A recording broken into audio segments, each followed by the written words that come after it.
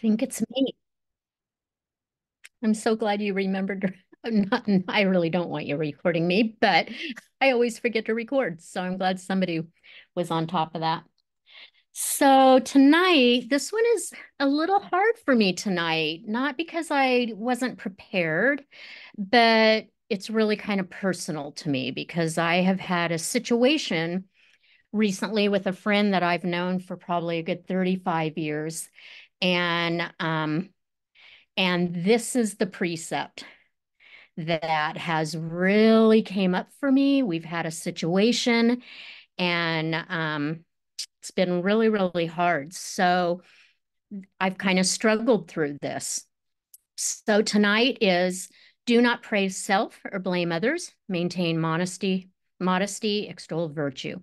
In the realm of the equitable Dharma, not dwelling upon I versus you is the precept of not praising self or blaming others.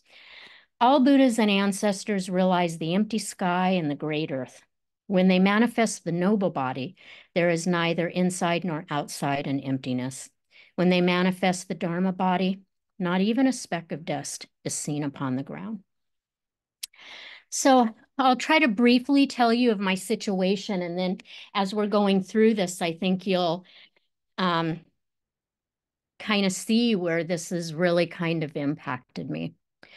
So, like I said, this is a friend that I've had for over 3 decades. We had a lot in common when we were really young. You know, we camped together, we hiked together, we had a simpler life. Um, we were much younger in our careers. We were more matched up with our financial kind of situation.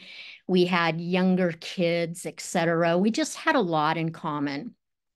And then as we got a little bit older and got settled in our ways and our career, she went into a career path that she made a ton of money. A ton of money was passing through her hands. And there was, as time went, there was definitely this kind of, it wasn't a competition, but there was constantly kind of a comparison. And we never said outright that we were comparing each other, comparing ourselves to each other. But there was always things that would arise, like once she started getting money, she was buying things like Mercedes. And as soon as the warranty would wear out, she'd turn it in and buy another Mercedes. You know, she'd go to an art show and she'd buy a piece of art that was $3,000 or $5,000. You know, she kind of jumped right into that realm of having money. Well, then my cars are breaking down, you know, and she was always, Kim, you're a nurse. You make some money. Why don't you buy yourself a new car? Why don't you get yourself a bigger house? Why don't, and even now, even some of my other friends, why don't you go on vacation? You're retired. You could go on a cruise. You could do this, you could do that. And so as the years have went, there's definitely been this kind of pool that has really kind of made a silent division between us. So the situation that has arose is now she's much older. She's in her 80s, and the money that has flown through her hands has flown back out. And now she's in her 80s and she's panicking. She is absolutely panicking what she's going to do when she gets sick. Where is she going to live? She can't afford to live the lifestyle that she has. Her money has basically kind of slipped away. She has very little income. So what I feel really, really bad about, we got into this conversation about where she has landed. And it was definitely neither one of us were trying to put blame or fault, criticizing or comparison, but it was very clear in the conversation that, Kim, I know you've never moved away from that house and now you hardly have a mortgage. And I know that you're thinking you've done a much better job than me at this. And now we're kind of pointing out where I have failed in my finances. And the conversation got very, very tense. And at one point she said, we do not want to ruin a friendship that has went on for over 3 decades over this conversation that we're having. So this precept, now to the precept. This precept has really, when I was digging in, I was reading Waking Up to What You Do, taking up the way of meeting others on equal ground. From the first word, no matter what book I was reading, this conversation with her, this situation with her was really coming up. The precepts was just hitting me right in the face every step of the way. And I have felt really, even before I really dug into this, I was feeling really horrible. So I'm going to read some things that I found in some of the literature that I read. And I do have to say, I haven't even going through this, I still feel horrible about it. And it's still up in my face, and I don't know how it's going to resolve, but it definitely brings this precept up where I've needed to really face some things and look at some things and think about my practice and if I handled that well in my practice with my practice. Dag Hammermax Horgs Marklings, I know I slaughtered that name. To be humble is not to make comparisons. Secure in its reality, the self is neither better nor worse, bigger nor smaller than anything else in the universe. It is nothing yet at the same time one with everything. The highlights of that chapter: how do we use others as a yardstick to measure our own self-worth? How do we praise self at the expense of others? How do we praise self without abusing others? What prevents us from meeting others on equal ground? Not talking about talents, abilities, strengths, weaknesses. Meeting others just equally as human beings. This precept exposes competitions, winners and losers. And that's kind of what that felt like in that conversation. It was like, here we've both went through this very long, felt like a long life. We're both at the other end of our careers. And that conversation kind of felt like, look at that, where we've both landed. One is in debt, one isn't. One has a house, one's worried about housing, wondering if they're even going to have a car. One of the things she brought up was, I don't even know if I'm going to have food.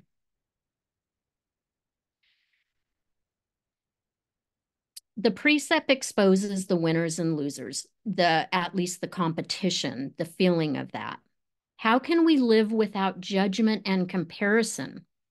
Does it bring up insecurities, anger, shame? Do we feel feelings of unease when we're with others and we are comparing and measuring ourselves even silently to others in the conversations?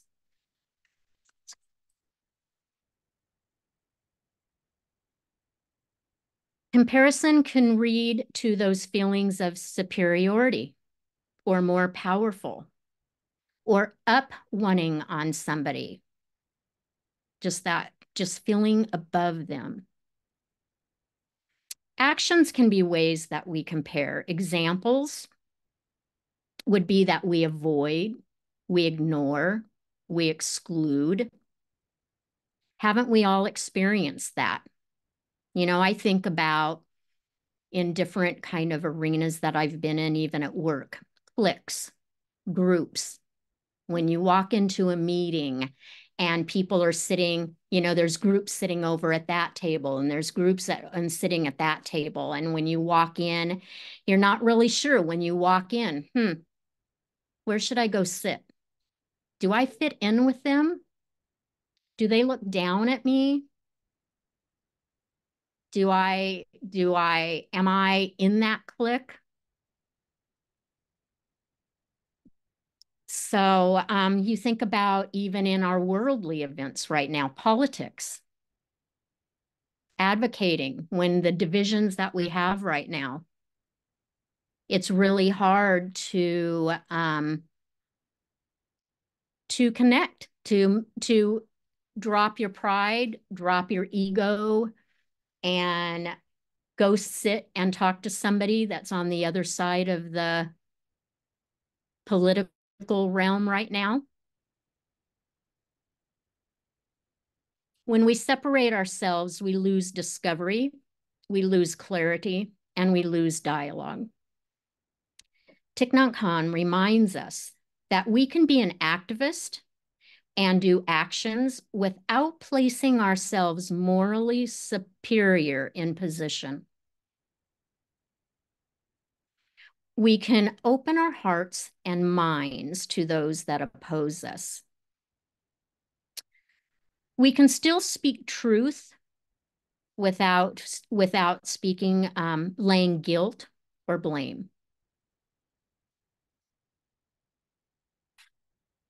One way to see if you are comparing, watch your reactions. Do you justify your reactions? Instead of speaking truthfully, do you make excuses? Acknowledge where we fall. Know humility. Maybe even say, I'm sorry. Being aware when our ego is coming up, when we're feeling righteous, when we're feeling proud, when our pride is right in our face. That all is bringing up that self. We should be looking at connection with others and not separating. We should not be making stories when we come up and face to face with somebody and in our mind, we immediately start seeing these stories. How many times do we look at their shoes, their clothes, the car that they're driving? And we immediately make these stories up in our mind about that other human being that's in front of us, instead of looking at their eyes, listening to their words, without judgment, without separation, without wondering if we can sit at the same table as them. Making sure to remove the filters. So that's really all I brought forth tonight. I'd kind of like to hear what that brought up for everybody. I know that this has been kind of a really hard precept for me with the situation that I went through with a very long time close friend, and I'm still struggling with, like I said. So this one was kind of hard for me to have to look at myself in the mirror, peel back the layers, and wonder. I totally know that ego in that conversation, ego was coming up, pride was coming up. I instantly felt like, oh my gosh, I'm glad I'm not sitting in the same position that you're in. I could see all of that in that conversation when that conversation was done. Very humbling. Thank you. Anybody have some thoughts? I do, but they directly relate to my talk, so you'll be hearing them later. Okay.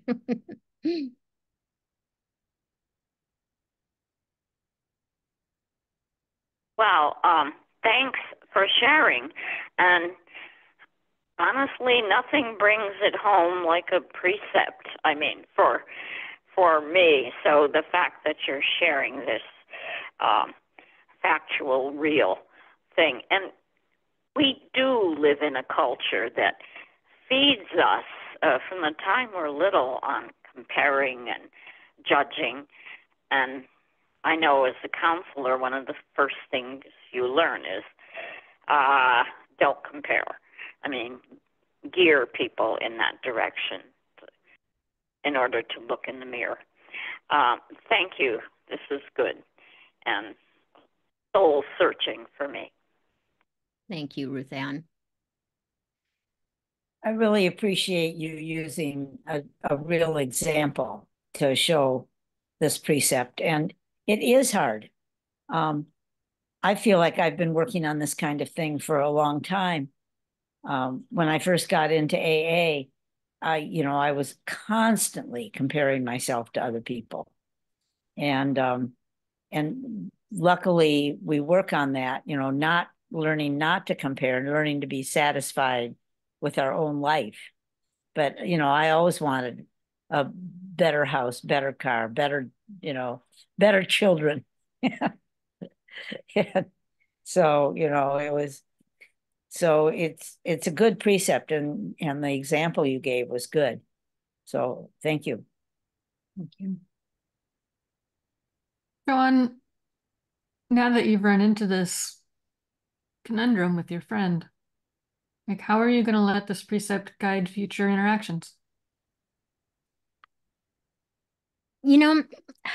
Afterwards, I thought a lot about kind of even when we, I think I've said this before, when I think we just recently even, when you write an email and you tell yourself, don't send it till tomorrow, sleep on it, don't say anything until after you've slept on it or thought about it. And I'm not very good at that. I send that email or I say it and then regret it.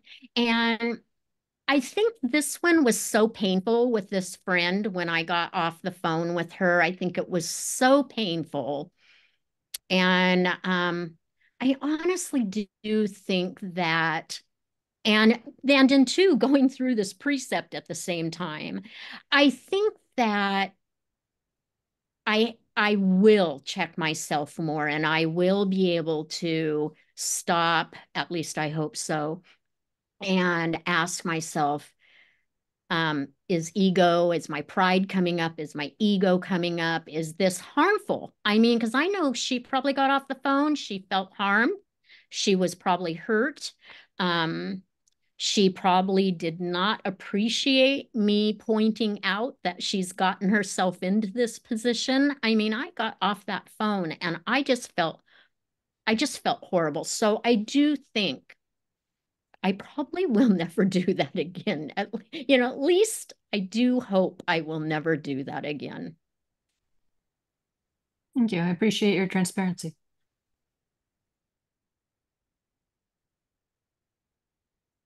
Anybody else? I just want to say what you were just now talking about. I'm still thinking about the precept about what was it? Do not speak dishonestly, and the idea of truth being this malleable thing, based on your situation. Not really, but you do. I hope you understand what I'm saying. I think it's hard to sort of articulate like our conversation from that evening, but I think what Joshin brought up during that conversation is this idea of causing harm. Like, is what you're going to say, even if it's truthful, is it going to cause harm? And if it's going to cause harm, maybe you should not say that thing in that, or at least in that way, in the way that you're going to say it, And I think that's a good question just to ask. I mean, just before you open your mouth, like, is what I'm going to say cause harm, and I think it applies to this precept also for sure. I agree, because I felt as I was saying it, I felt like I was being objective. I was being factual. The stuff that I said was truth. But it definitely caused harm. It's something that, quite honestly, my whole life, I've been the one that's blunt. I'm the one that's pretty, I don't hold back too much. And through my years of practice, I definitely have gotten better with holding my tongue or being more gentle the way I word things, or asking myself, does this really need to be said? Is it going to change anything if you say that?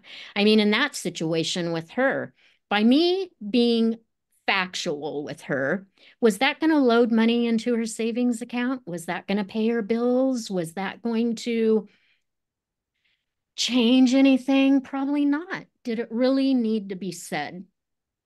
And it didn't. So, yeah, sometimes I think that even if it's true, it doesn't necessarily need to be said.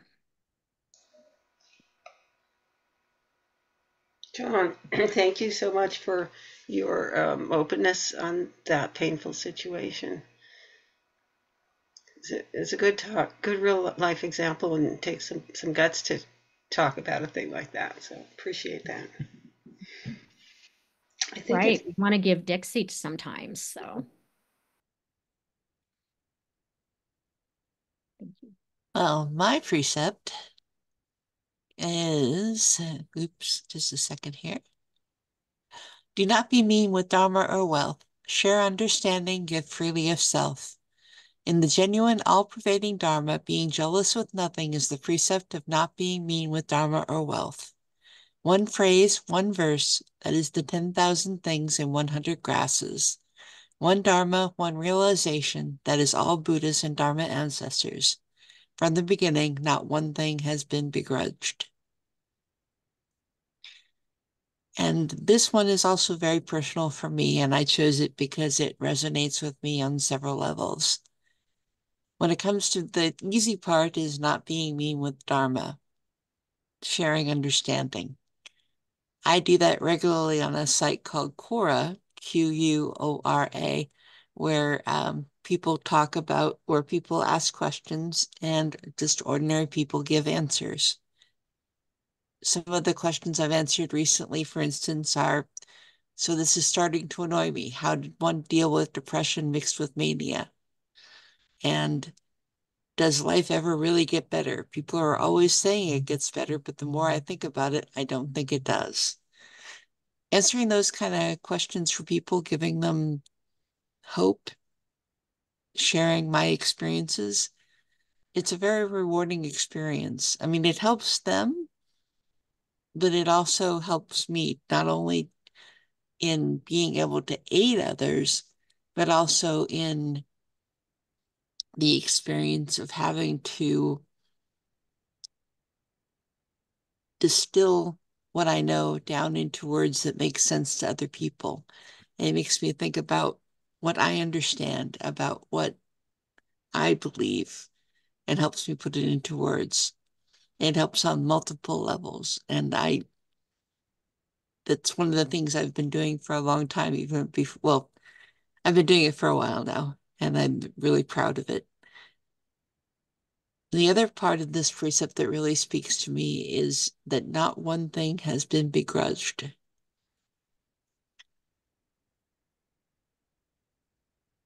When I was the reason this speaks to me is this because it's something I've understood very deeply since I was a child. When I was a kid, I saw a lot of loaning going on. People would people would say, I need a loan. Will you give me a loan? And somebody would loan them money, and then there would be a lot of bad blood. Why aren't you paying me back? Are you ever going to be paying me back? Why?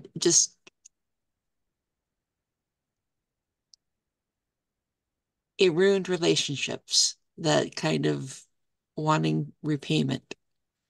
And so when I was young, I made the resolution that I would either give the money freely or say no. And I have to say that my life has been the better because of it. Sometimes it confuses people, and sometimes saying no is hard, but really makes life simpler. And like Kim, I have a real life example, and also like Kim, it has to do with someone who is in financial distress. My ex-husband, we've been in contact with each other, and he's been in a bad way. He's been living homeless, lost everything, just really doing poorly. And while he was living with us, he was living in a motorhome, which I've been unable to sell. So I offered for him to come home to just take up the motorhome. And so it's his now. I gave it back to him. And he's managed to lose his wallet, his keys, just he has nothing. When he showed up, he had nothing but the clothes on his back. And so it's been a question of getting him the help he needs without totally ruining myself or anyone else in the family financially.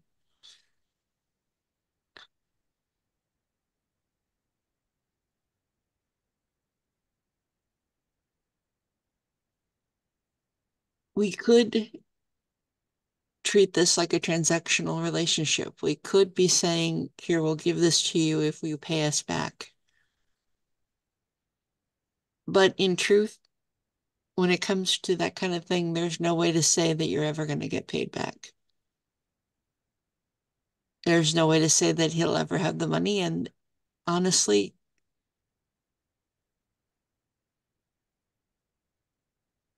I don't think he could take the strain, even if the strain of owing one more person, the strain of being that much more in debt, even if I or any of my family would do that to him. And yet there's a need to remain separate from him and not get involved, not get caught up in his struggles. And the precept is a real guiding light here. That not one thing has been begrudged, not one thing that the Dharma of giving, the Dharma of having,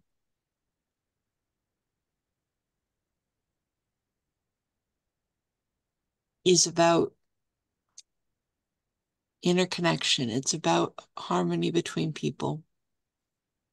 That when you give with begrudging, you're only ruining the relationships between you and others. You're only causing harm.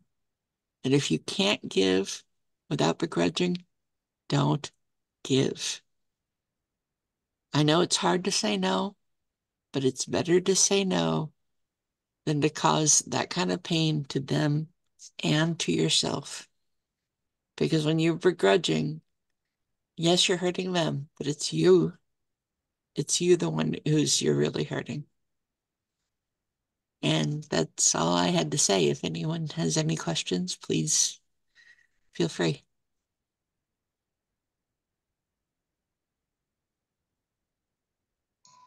Dixie, I don't have a question, I don't think, but I just wanted to thank you for that really beautiful, heartfelt, and open talk. It really hit home for me, having been raised in a completely transactional household.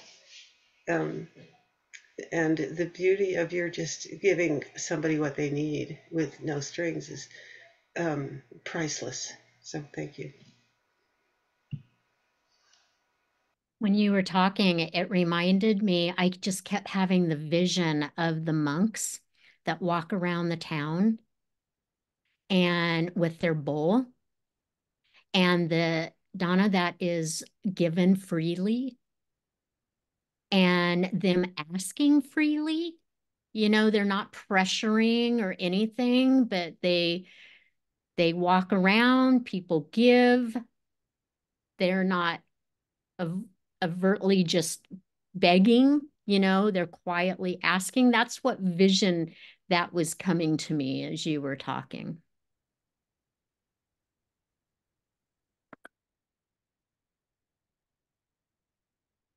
I agree with you about not loaning money because it does cause anxiety. And I did loan money to my son when he was younger, and he said, I need this money for my rent because otherwise it'll be late and I'll owe an extra $100.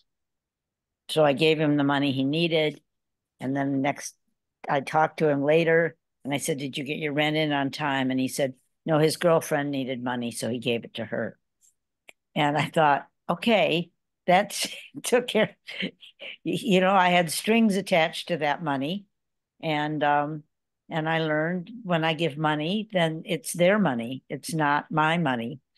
And so I learned when he needed money, I could give it to him or not, like you said, but I didn't want to loan him money anymore.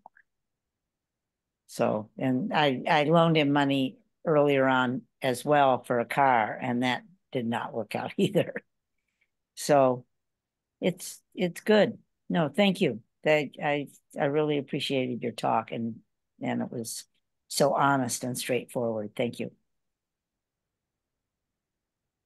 I have a little bit different but same situation. My husband is somewhat impaired, and so I do a lot for him. And it's depending on my mood, it's done with love or it's done with begrudging. And my statement to myself all the time is do it with love or don't do it. And occasionally I even say, no, I'm not going to do that, and that's hard. But it's hard for him to be on the receiving end if I'm doing it begrudgingly too. So it really, and this is a daily, all the time situation that I'm at home and he's at home. And whether I help or not. And I truly, truly want to be of service in the world. And that certainly starts at home. And yet there's that part that you're talking about too of nothing has been begrudged. That word stood out for me for a long time. And if I'm doing it with a grudge, then I should just step back. I know that. And it's something, it must be my karma that it's in a situation where it's a daily thing and I don't have to deal with it. I don't have to think about it all the time because most of the time I'm pretty generous with my helping, but it sure comes up. I mean, I understand completely. Yeah. Thank you, Nancy. I really appreciate that. I know that's hard to share. And ego is bleh. No, it's hard being a caretaker. It's a lot more stress than people realize. Mm-hmm.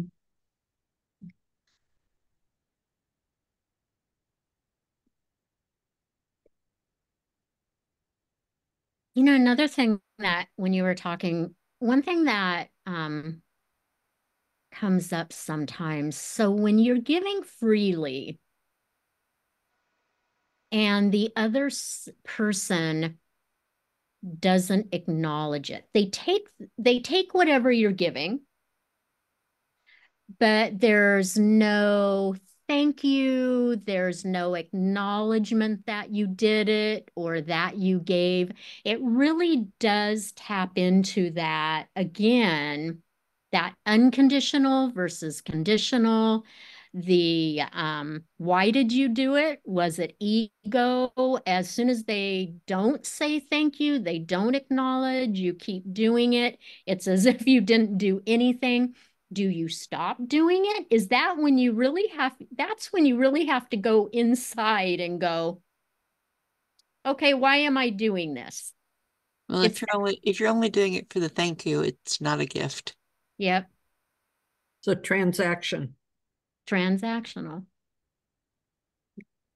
Yeah. Well, another thing that Nancy made me think of too, another balancing act in addition to that one, that's a good one, being thanked or at least acknowledged, but the other part is how we include ourselves in that caregiving. You know, we have needs too. Are they less important than somebody else's? And so that can be a tough line to walk. Yeah, that's definitely a balancing act I'm having to walk right now is how much do I give? How much can I afford? How much do I trust? It's difficult. Yeah.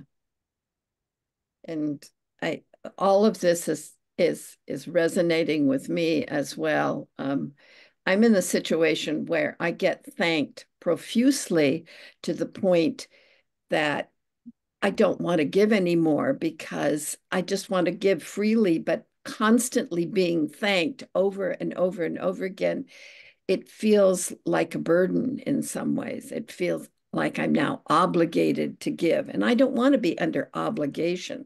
I want to do it because I want to, you know. I mean, so this giving and being able to do it without begrudging really spoke to me as well. Yeah, and to do it freely because I care and because I want to. It's a tricky road to it's a tricky road and to balance, okay, your needs against their needs, you know, because you have needs too. I wish I had the magic formula because I sure don't. I don't think I you think need that's to why speak. there are precepts. If it was all easy, there wouldn't need to be a precept about it.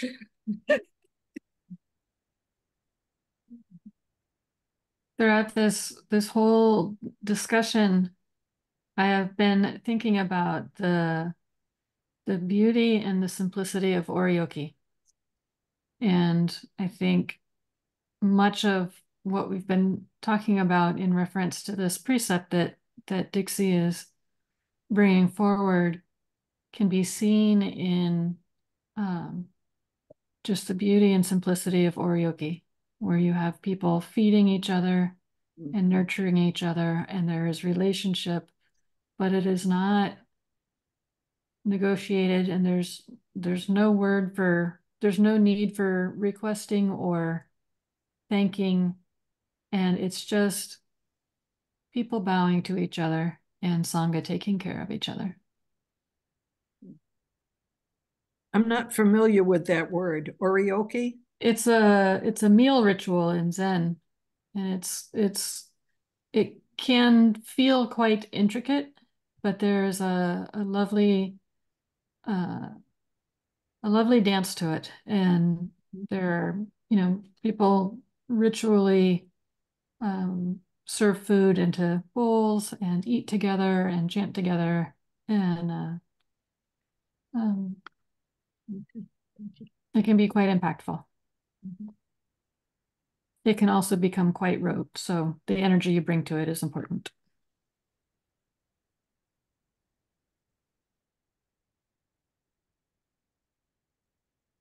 So I guess expecting a thank you is something that we really shouldn't expect. I've been on both sides of the table, like Lexi was talking about, where people profusely thank you for things that you don't even expect anything for. You just did something and it was no big deal. And on the other end, you did something pretty big and no one said thank you or not showed any sign of appreciation. And I guess, Dixie, your points were really, really well taken and really hit home that shouldn't make any difference, really. Right. You do what you do, and because that's what you wanted to do. You shouldn't expect anything either way. So, very good points. Very insightful, Dixie. Thank you. Yes, thank you, Dixie. This is really, really good. It's got me. I love this. It's so beautiful, this idea of uh giving without expectation. It just makes my heart feel very light, you know. even without the expectation of a thank you. Just thinking about it makes me feel light. Like it's really beautiful. And Dennis, when you were talking, it just reminded me of this one job that I had. We meet for our monthly meetings, and we had this thing where we would, I guess, I don't know what we called it, but it was like we were thanking somebody for something that they did over the past month. And it was just kind of like, when I talked to some of my coworkers about it, they just were like, they were just doing their job. Like, why are they making such a big deal out of somebody just doing their job? Like, it's just kind of funny. Just, yeah, like, I don't know. It just made me think of that. But the other thing too, I was going to bring up with this is this idea that I've been kind of thinking about recently with this precept is just the idea of being, and you also brought this up, Dixie, the idea of not being mean with knowledge. Like, I mean, I know people who don't want to tell you about their knowledge of something because they want to just for some reason keep that secret, I guess, that secret knowledge about how to do something or how to, whatever talent they have. They don't want to share their knowledge of that talent. And I just have kind of realized that's like the same thing as being mean with your wealth. I mean, you want to, I don't know. Anyway. Thank you. I really appreciate that. It reminds me of a conversation I recently had with somebody that lives where they have a ton of snow. And when they wake up in the morning, somebody in the neighborhood has went around and shoveled everybody's driveway and the sidewalks. And, and they do it before anybody even gets up. It's already done and nobody really knows that they've done it. So kind of reminds me of the meal,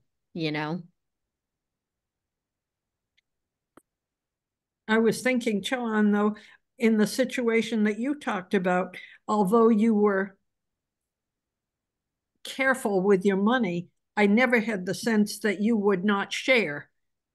That it wasn't like you were saving your money for your older years or something. I mean, you were careful, but I have always had the impression that you were a generous person. So.